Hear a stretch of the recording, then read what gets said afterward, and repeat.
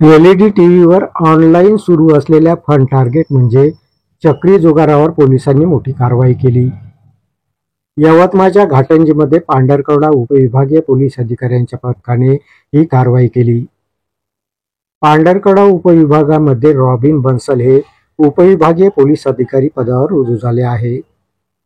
त्यांना घाटंजीमध्ये मोठ्या प्रमाणात चक्री जुगार आणि वरली मटका सुरू असल्याची गोपनीय माहिती मिळाली.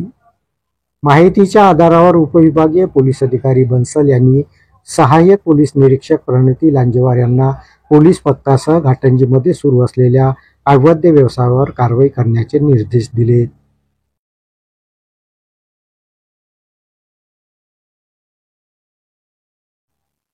सहाय्यक पोलीस निरीक्षक प्रगती लांजेवार यांनी पोलीस पथकासोबत घाटंजी शहरातील लालाजी चौकात एका लोखंडी शटरच्या दुकानावर धाड मारली. या दुकानामध्ये लोकांकडून पैसे घेऊन चक्री जुगार खेळला जात असल्याचं दिसून आलं.